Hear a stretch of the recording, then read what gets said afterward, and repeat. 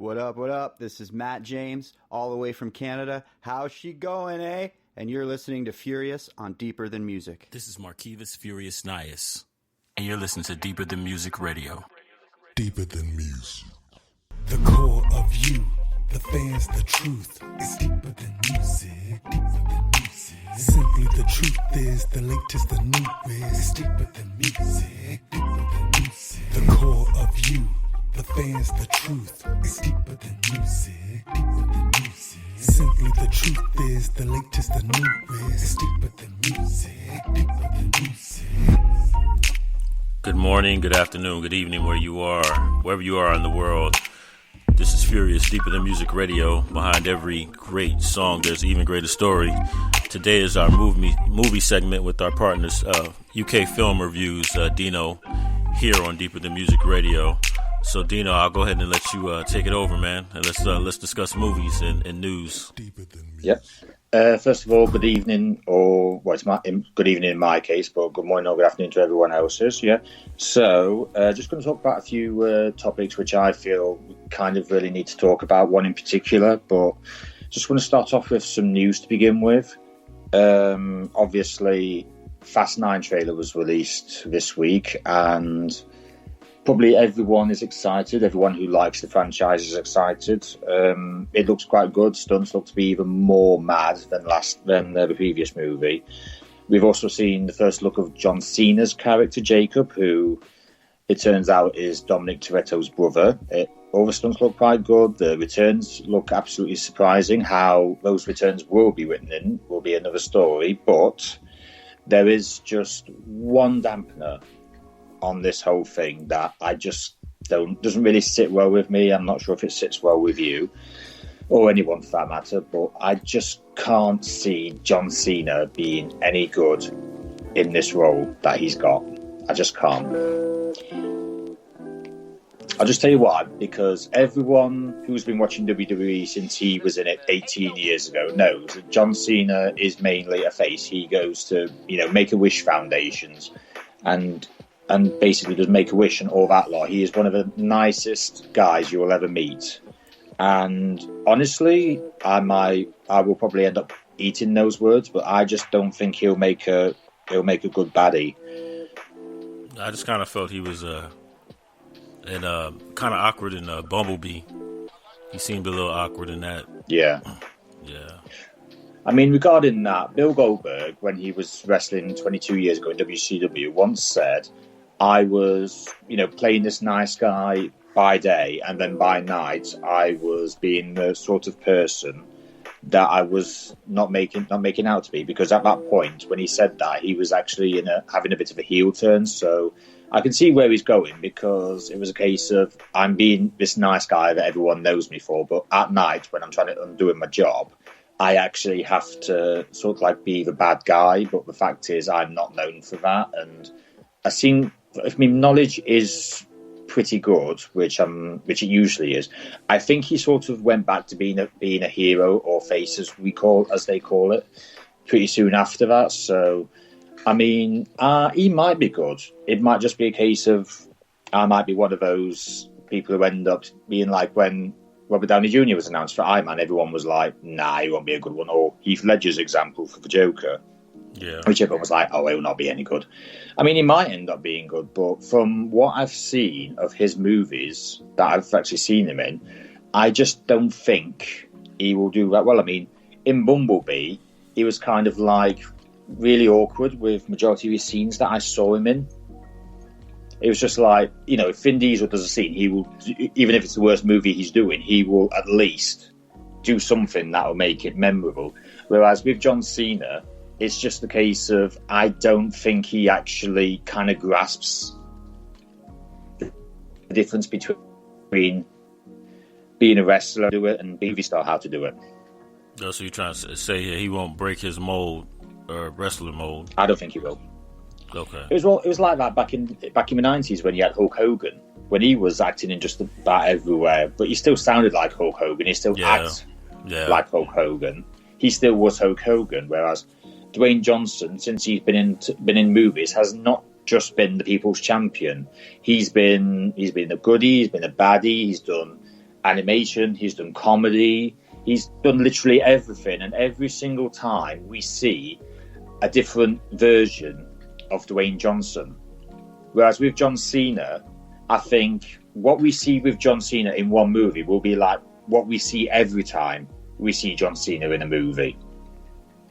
Okay, so he won't be able to diversify. It's just the same character through and through. If his wrestling career is anything to go by, because although he was liked by kids, he was hated by adults. I mean, they even started chants when one of his entrances came on that basically Cena sucks, because that kind of how it summed up that how the adults felt about him. Because by kids he was loved and revered, but the adults didn't like him. And I think that's sort of what it is. It's like, oh yeah, John Cena's just here for the paycheck, and because he can't wrestle anymore. Which, to be fair, he didn't wrestle one. I seem to remember there was a stat I saw, and I think last year was the first time he never actually either headlined or fought at a pay-per-view. So he's sort of putting his WWE life behind him in the hopes that he can make it as big, let's say, Dwayne Johnson or Dave Bautista, but I don't think he will. So he's looking to go that route. He's trying to, but I don't think he'll succeed like Dwayne and Dave did. Well, I personally think I saw the trailer. I don't know. I guess I'm fast and furious out. What else can they do? This is number 9, right? What else can they do? Well, in Fast 6, they basically were on a runway that could have lasted longer than all of continental Europe. No, sorry, that was. Oh no, that wasn't Fast 6, was it? That was Fast 6. Fast 7 was downtown LA, which felt like it went on forever and ever. Hold on, it's been that long since I've seen Fast 8. Actually, Fast 8 was just about everywhere, wasn't it? It was in the air, it was everywhere. This one, I think they'll probably do something a bit more drastic. I mean, we had Dom and Letty driving off a cliff in what could only, I would assume, be somewhere in Asia, judging by the face of it. Yeah. So, yeah, apparently the chase that we saw in the trailer of him and John Cena was apparently through Edinburgh. Oh, okay, up there in England, okay. In Scotland. I'm not quite sure. Yeah, in Scotland, yeah. I'm not quite sure what exactly it will entail exactly, but we have seen, obviously, him and Dom jumping off buildings onto buses. Well, in Dom's case, he nearly didn't, but he did. As for everything else, Charlize Theron's Cypher's back from the last movie. Yeah. That will go straight into that. Lucas Black, who was from Tokyo Drift, was in it as well. Although he was in sort of one of those blink and miss it moments, which I had to go back and look at it once I actually realised that he was actually in that trailer at some point. I mean, Han's back, so I'm not quite sure how we're going to write that into it, because he was supposed to have died. Yeah. Then again, so was Letty in Fast 4, but she came back. So, and do you think Hobbs and Shaw, the spinoff, you think this will enhance or take away from this movie? I guess now, like, 9 is impressive. It's just, to me, is like, what else can you do? I'm not gonna lie. I saw the trailer and it didn't really grab me. Well, I suppose we can see. I just would like to correct myself. It was the end of Fast 5 where Letty came back, not 4, so I do apologise for that. Okay. But I mean, it might. I mean, it just depends. I mean, how long can the Fast franchise go for without doing something that's already been done? Yeah, and that's where I'm at right now. Like, what else can they do? I'm sure the only thing they could do was probably grab some, go into the future, grab some ray guns, and have a spaceship fight in space. Maybe, I don't know. Yeah. But that's probably where it'll end up going. Yeah.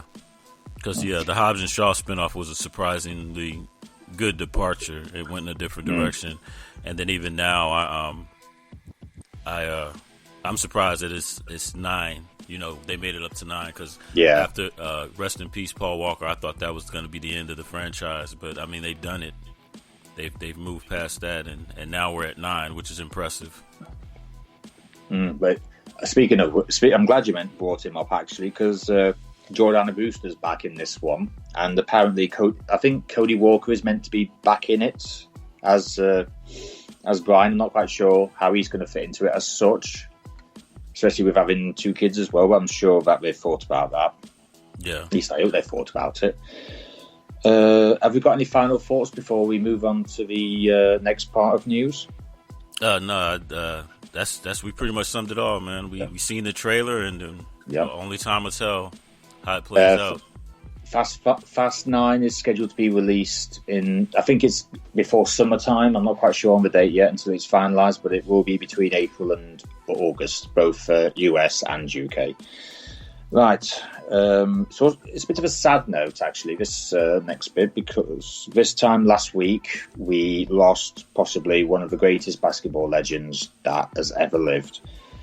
And in saying that, last week everyone in the world, basketball, non-basketball related, said goodbye to Kobe Bryant and his daughter Gigi, and she was 13. So from the both of us, we obviously send our deepest sympathies to Vanessa Bryant and the rest of the Bryant family and everyone else on board who was killed. We send you our deepest sympathies.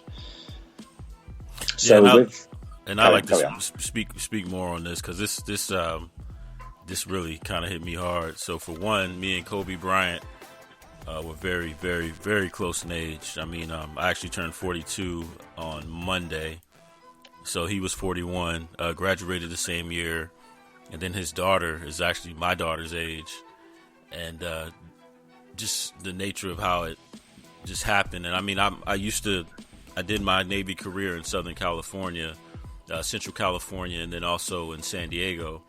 So I am familiar with Calabasas, Thousand Oaks area, and also being a former air traffic controller, understand the complexities of flying and what we call visual flight rules, VFR, when the weather's clear, and then flying IFR, instrument flight rules, when the weather's foggy, and then also flying a helicopter. So it basically made for the ingredients of a perfect storm. Special VFR, not too many, when I was in the military or air traffic controller, not too many people flew special VFR, and especially it's kind of tricky flying in those mountainous terrain. The one takeaway, I mean, it actually ruined my Sunday, I'm not gonna lie, but the one takeaway that I have is that you never know. Death doesn't care about your color, your creed, how much money you got, and a lot of people said that they thought Kobe was invincible. Everybody here in the States loved Kobe, but take away from that is you never know. Tomorrow's not promised to anybody, and live life to the fullest. And rest in peace, and our condolences again to the Bryant family and the family members that were affected or lost in this tragedy. That's all. Yeah, it's quite tough. I mean, it's been a week nearly, and Kobe's still being talked about. I mean, I did actually catch a bit of news yesterday that this year's All-Star game, which I believe is in 2 weeks usually, I believe it is.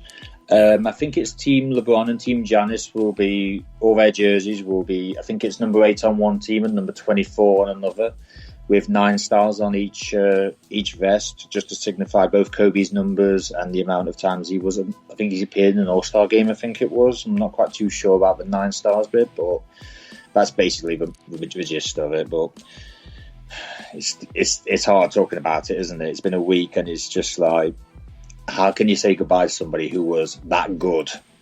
Yeah. It's just, life is, I can't believe it's been a week. I mean, it's still hard to believe. Like you said, it makes you think about what if tomorrow never comes? Because I must admit, it's a bit personal now, but I do think that every single day. It's like, I am usually a guy of what ifs. Like, what if I'm not about? What if this happens? What if that happens? I mean, I was gaming last week, and I heard the news, and I believe the first word I said was "what," as in, are you seriously joking? Like that doesn't happen. And then the minute I checked it, I kept thinking, "Oh God, please don't let this happen! Please don't let this happen." Yeah, because TMZ was the first one to report it here, and then actually one of my friends called me, and he was like, "Do you think it's true?" And then I looked, and the only news outlet that reported it was TMZ, and then Wikipedia still had him as if he was alive. You know, Kobe Bryant is an American basketball player. Then I had to remind my friend when Michael Jackson passed away, TMZ was the first one to report that he died. So I'm like, you know what? No other credible source is saying this, but however, TMZ got it right when Michael Jackson passed away, and they were the first ones to report it. So, and then shortly, about 10 or 15 minutes afterwards, that's when all the news outlets were starting to say that he passed away. But I will give the Bryant family, Kobe and Vanessa, a lot of credit because apparently I've heard that they always said that they would never travel together. And looking at that, you can see why they did it. Yeah. So he might not still be here, but you've got to say at least he planned for the inevitable. It's just a shame it just came so soon. Yeah. So, would you fancy, since we are talking about Kobe here, about what you remember of him, what highlights you remember of him? I just remember his he was a very humble person. I actually went back to his interviews with on Jimmy Kimmel and a lot of other shows that he interviewed on, and just mainly that me and him were pretty much the same age. Like when I joined the Navy and got stationed in California, my first duty station, that's when he joined the Lakers out of high school. I remember him taking Brandy, the singer, to prom. Yeah. And just remember that he was very, very competitive. Very competitive. And then I also remember the unique relationship that him and Shaq had, you know. And when he said, like, you know, if Shaq would be a better player if he had a harder work ethic. And I remember, you know, I just remember that about him. But very competitive and a very humble guy. Yeah, my first memory of him actually was funnily enough, it was actually the first NBA All-Star game I watched here in England. It was 1997. I believe the venue was Cleveland. I think he was in his rookie year, I think it was. And I just seem to remember he was in the dunk contest that year. That's why I remember it so fondly. And he actually did something that not many people could do. He actually took the ball in round his leg before he dunked it, and it was because of that he won it. And it was just a case of, wow. It's just like everyone can do like the tomahawk dunks or the putback ones, or in Vince Carter's case, just go so high in the air. But Kobe was one of the few people who could actually dunk a basketball like that. Yeah. So if you actually had a basketball brain, you would actually know that he was that special. I seem to remember that somebody saying when he actually started in '98 in New York, I seem to remember somebody saying that he could be the next Michael Jordan. But I think everyone was kind of like, who could be the next Michael Jordan? But I think the argument and the question was a bit invalid because there will never be a Michael Jordan. But at least Kobe decided to go along the lines of, you know what, I don't want to be the next Michael Jordan. I want to be the first Kobe Bryant. And I mean, look at the legacy he's left. Yeah, he's left an impact. He's definitely left an impact. And then another thing, the irony about the situation, the night before, he congratulated LeBron James for beating his record. And it's just the surrealness of it all. And it's like that's happened, and that happens, and then the worst thing in the world happens. It's like, you just can't believe it, can you? Yeah, just the suddenness of it. Yeah, I think that's what shook everyone, not mainly.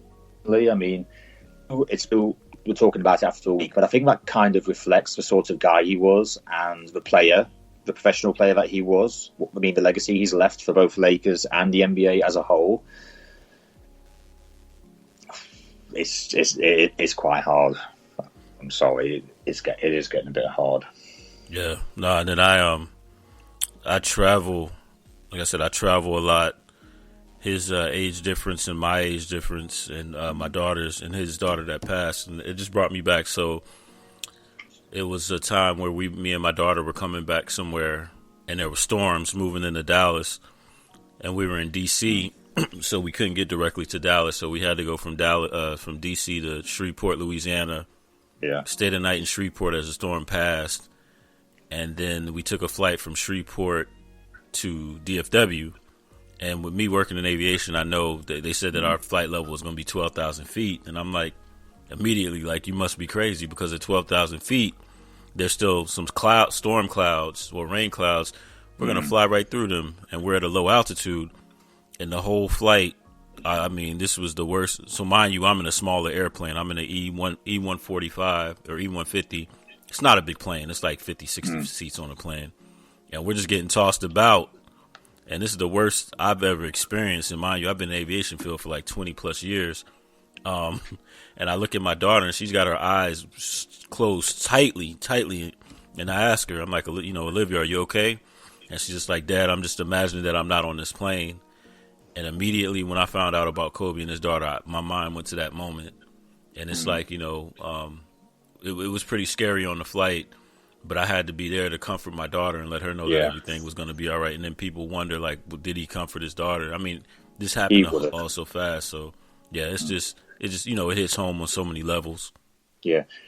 It wasn't just that, because Roman Reigns, who is a WWE wrestler, he actually said a story that, because Royal Rumble was last weekend, funnily enough, the same night it happened. What Roman did after he basically did the Rumble match was he left. He flew all the way home to his daughter and just hugged her in her bed. Yep. So I think that just kind of, if somebody like that does that, I think that just kind of sums up how everyone can feel at that point in time. Right. Yes. Sorry. Is there anything else you can add, or shall we? No, we can move on. It's got a little somber. Yeah, we could. Yeah. So again, from both of us, we send our deepest condolences to everyone, the families of everyone who was involved, and obviously we are with you in spirit, heart, and mind. Yeah. Right. Just one last bit of news, which will actually put us on to our first topic. Disney Plus, which is already available in Australia, New Zealand, USA, obviously, Canada, and Holland, has actually been announced that it will become available here in England on March 23rd. It was originally the end of March, but somehow they brought it forward a week. And it would actually be £6 a month, or it will be £60 for 12 months. So I'm not quite sure what the exchange rate is now, because it's a bit less clear as it used to be. But I'm assuming in American dollars, that would be about, $8-9 a month, or say $80-90 for the year, which it's not bad. I think that's a lot cheaper than you can probably get everything else at. I mean, it's cheaper in the UK per year than Amazon Prime is, than Netflix is, than even Sky, which is our version of satellite. That is, in fact, how much is that? You would have to pay for a month at least. In fact, tell a lie. You could actually pay a year's worth of Disney Plus for just a month and a half of the best package of Sky TV. So it's a steal of a century. So it's pretty competitive then. Oh, over here it is, yeah, because you've got Netflix, Sky, Amazon, Now TV, which is basically kind of, they have, I'm assuming, I'm not quite sure what the relationship is between Now and Sky, but I can't tend to think of it that if you don't want Sky Sports, but you want everything that you can get off Sky at a cheap rate, you go to Now TV, if you like. Mm-hmm. What else? I know there's WWE Network, but that doesn't really bode into it.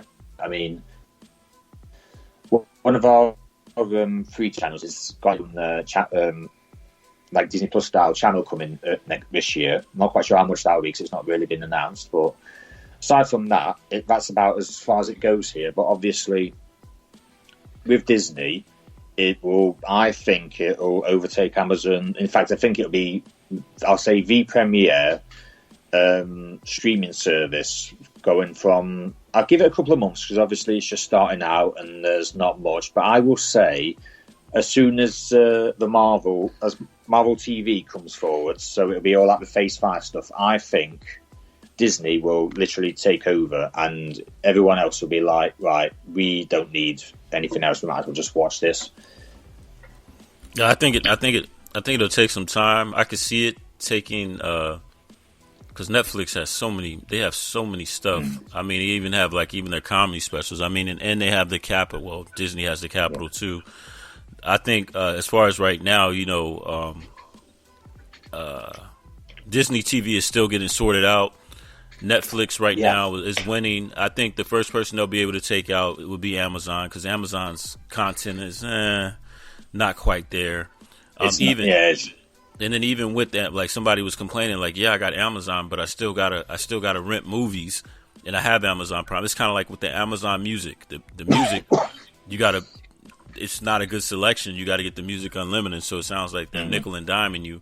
So I think they'll easily be able to get Amazon Prime, but with Netflix, it's going to take a while because they still have to get content, like you said. But once they get that content, I can see them being a strong competitor. I mean, I was actually leading into the first topic, but I think we've kind of gone beyond that and gone straight into the topic itself. Yeah. So I guess that's we're already covering the first topic, even though we haven't really announced it. I mean, I think the only plus side with Amazon Prime is if you do buy anything on Amazon, you can get it next day if it's got Prime. I will say one thing though, you do get all the newer movies, but like you said, you have to rent them or buy them. But I mean, even if you just want the movies that's on Prime, there's still a lot. There's still a lot of choice. Same with the TV series. I mean, I haven't really looked at Amazon recently, aside from the Grand Tour, which me and my lady are huge fans of, and I know a lot of other people are. Aside from that, and probably Jack Ryan, I don't really think there's anything else on there. I mean, there's a lot on there, but obviously the problem with streaming sites is it's like Netflix. Netflix has too much choice.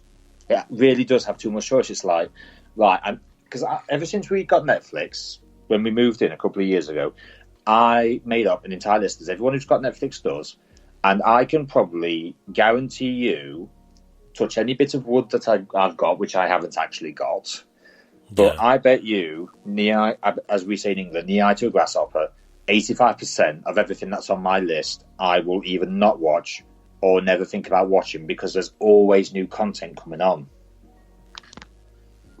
Yeah, and it's just like you were saying with Amazon, they have what was it called, the Aeronauts, and then they had a few Omen. I just don't find them. I don't find them not engaging. Like Jack Ryan, put it like this: when I travel, because I have a Prime Fire tablet, I'll download the Prime content. Then when I travel, that's when I'll watch it. But when I'm at home, I'm probably more than likely watching Netflix. Yeah, I mean, I was on a train journey this week.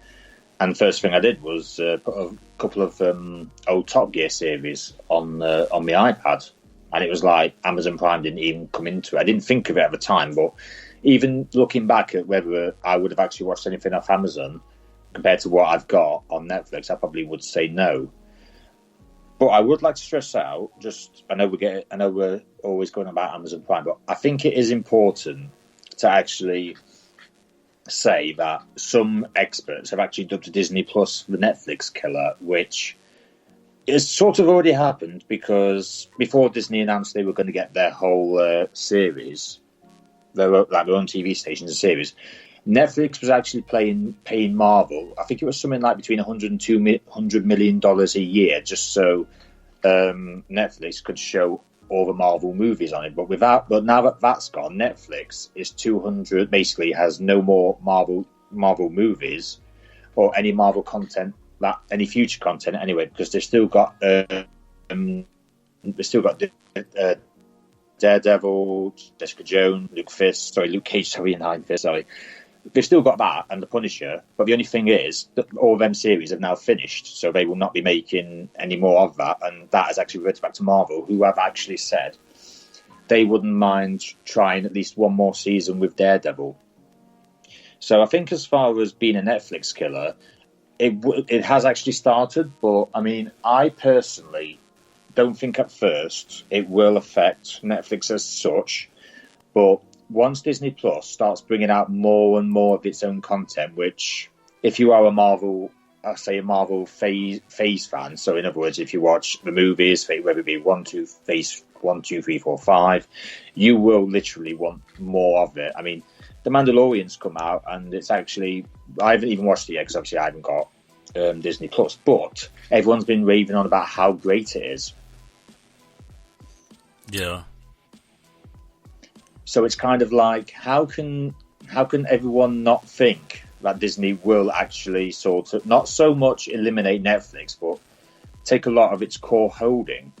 Because I mean, me and my lady have actually sort of talked about this, and we would actually keep both. But I think with everything that Disney has, which if nobody does actually know what they have National Geographic, they have Marvel, they have Star Wars. And that's before you get to the entire Disney back catalogue of, nearly a century, maybe? So you've got all the movies, all the TV shows we watched in the 80s. They've got all that. And over the 80s, 90s, all that lot, you actually have, or you should have. I'm not sure, because obviously I can't really pinpoint anything or say if it's true or not, because obviously I haven't got it yet. But that is what I have heard, and I must admit, reliving a load of 80s TV kids shows, which I used to watch as a child, is really, really, really appealing to me. And I'm not quite sure if anyone who's listening or watching, depending on what you're listening to it from, actually agrees or not. But I kind of have a newfound respect for the older kids' TV, because I've got nieces and nephews in my family, and I've got those who I consider nieces and nephews in my, say, extended bloodline. And when it's just like, when you compare the cartoons of today to yesteryear, the stuff that we grew up on with the stuff you have now, it's like, no, our stuff was way cooler. Oh, yeah, it was. Yeah, it was. And then now, like, did you hear about the Lost Boys? I think they're going to make that a TV series. Oh, my God, please tell me no. Yeah. Oh, my God. It seems like in Hollywood, originality is severely lacking in every single department. So, yeah, I mean, obviously, I can't really comment on anything else Disney Plus, but I personally think from what either they can have or will have in say, the next year, I actually think that's when Netflix should really start worrying. I mean, it doesn't really help Netflix that some of their best TV series, or a lot of them, not just the best, but some of the worst, are literally pulled after about one season as well. I mean, there's what has Netflix got at the minute that's new? I mean, there's You, which apparently I actually know someone who has watched season 1 of that, and she said it's quite good, but she watched season 2 and it just kind of went a bit into the stale department because it was just the same thing over and over. Yeah. I mean, that's You. I mean, I can't even remember. What else is there? Well, they had The Crown. I think The Crown, they're not renewing that one. It's going after season 5, so I've heard. I mean, that's ending. So what else are we going to have after that? That's a good question.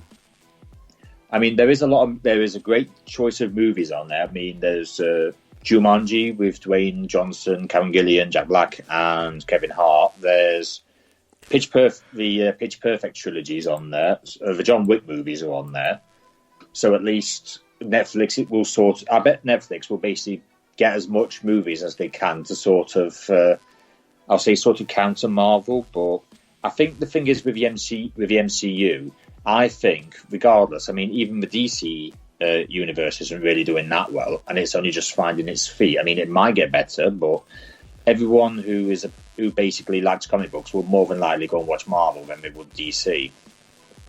Yeah, and look at the success of the Marvel content they had on Netflix, like Luke Cage, and all those other things. They had 4 movies on there. Yeah, they had the Avengers on there. They had literally every single Avengers movie on there at one point. But obviously now that that's gone, it's like, what you're going to do? You can put Aquaman or Shazam on there, but it will still not be the MCU. Yeah.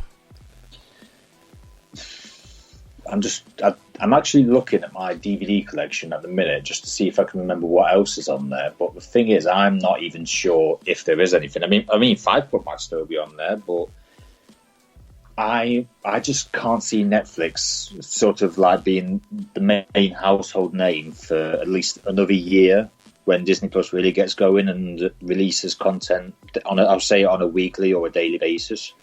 Mm-hmm.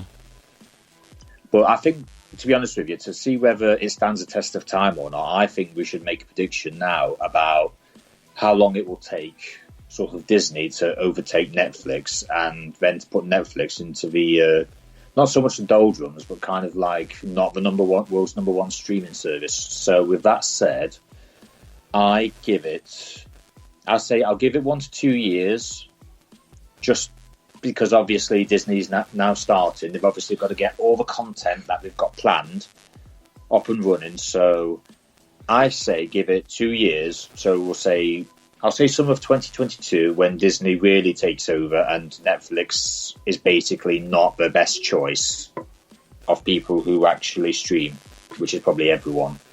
So I'll give it, say, 2 years, summer of 2022 for my guess. What would you say your guess would be? Yeah, I would say about 7. I'd say about 2 years. 2 years is enough time. Once they get the content, then they'll be a contender.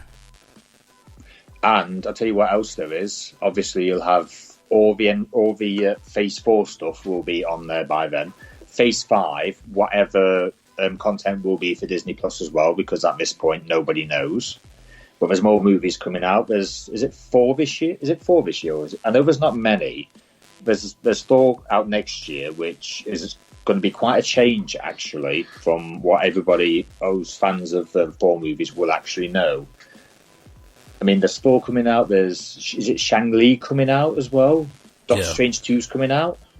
Yeah.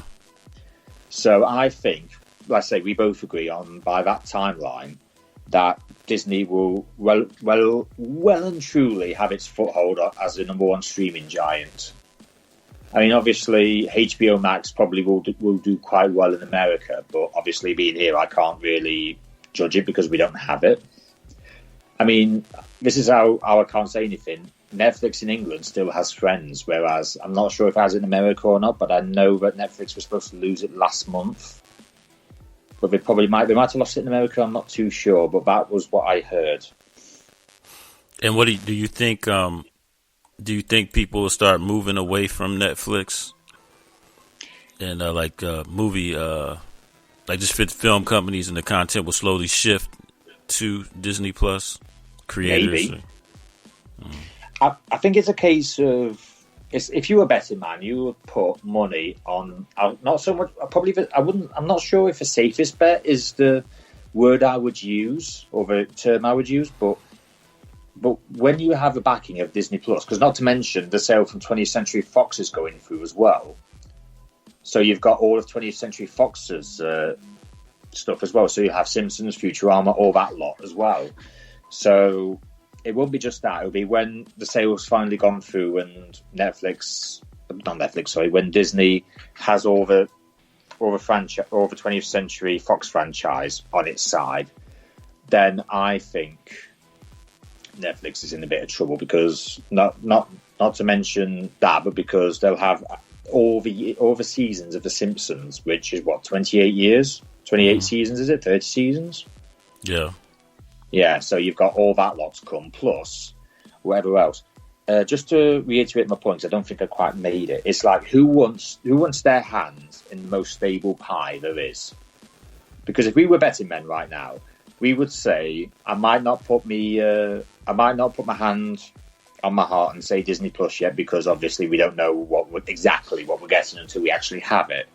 But I think as time goes on, a lot more people will put their hand on their heart and say, you know what, let's not even bother with Netflix, let's just go straight to Disney.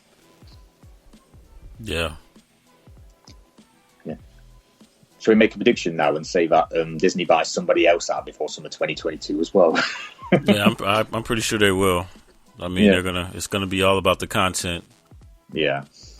Because if you get, like, say, Columbia Pictures, or in fact, if you want to be very bold, Universal, then you are basically you're creating a streaming superpower, if you like. Because if you get Universal, then that's it. There's no point in having anything else, because you'll have whatever's left of 20th Century Fox. You'll have all the Disney properties that they already have, and you'd have Universal, which has, a lot, and a lot of Universal content is actually on Netflix, so you'll have that as well. I don't really see it happening, but then again, we didn't think 20th Century Fox would be bought out by Disney, so it's all up to the House of Mouse what he wants to buy next. Yeah. I mean, I could ask one last question just before we move on. Do you think that Disney Plus will become a bit too strong? That depends on the competition. That depends on how strong Netflix, or if Netflix or Amazon Prime changes their approach. Yeah. Because obviously, yeah. Sorry, carry on. No, I was going to say we got like 3 minutes, so we haven't even discussed half of the lot yet. We just got stuck on this question. We'll have to save it to the next time. Yeah. I will say, just very briefly, I think that Disney Plus will be too strong at some point because they bought 20th Century Fox for $90 billion. I mean, how much to say that they won't buy something else, something big in the future for about 4 times that? Yeah. So it's actually quite a worrying thought if we end on that worrying thought, that Disney Plus might actually be too strong. Yeah. We didn't even get into the other topics. We've just been so focused on Disney that we never really got very far, did we? But you guys will be getting it soon, and once you get it, I'm interested to see. Yeah. I've only seen the Mandalorian, and I haven't really ventured outside of that. So. Yeah. I tell you what we should do. Just for a bit of a change, and since it is the new decade, we should at least probably a couple of times a year say to everyone who listens, right, what topic about movies do you want us to discuss next time? Yeah, we definitely want to hear what you guys, and then we'll bring it up. Because I've always said that I've always wanted, when I first started out a couple of years ago, I always wanted this podcast, my movies, I wanted it to be all like from the people, for the people. So I can't really go say however many years later it is and say, do you know what, I still haven't really involved the people. So if anyone, whoever's listening, if you want to hear a respectable topic, we'll say, we'll leave it at respectable. And if you want to hear a respectable topic discussed, and maybe if you have an opinion about it, if you do, you can say, just leave a comment. And we can talk about that in greater detail next time or the time after. Yeah, let us know, and we'll definitely add it to our list. Like Dino said, respectable topic. So we got about a minute. Is there anything else you want to say before we wrap up another film review segment? Yeah. The only thing I will say is, obviously, everything that's happened in the last week, we do obviously send the condolences to Vanessa Bryant and every other family was involved in that. But I will say one thing: no matter how you feel about any members of your family, this is me included because I'm not exactly in a great place with mine, just remember that they are family. Even if you only see them once in the next year or 50 times, just don't miss the time you have with them. Yeah. Tomorrow's never promised. So live life like you never. Yeah, just live it like it's not promised. It's not guaranteed. Anything can happen. It's not. I think there's really only one way to finish this, Marcus. To be honest. Yeah. If I may. So with that being said, just a thank you from Marcus and me, and this is Deano and Marcus out. Yep, on another segment. And guys, thank you for listening. And see you next time. The truth is, the latest, the see you next time. Is deeper than music, The core of you, the fans, the truth is deeper than music, Simply the truth is, the latest, the newest is deeper than music,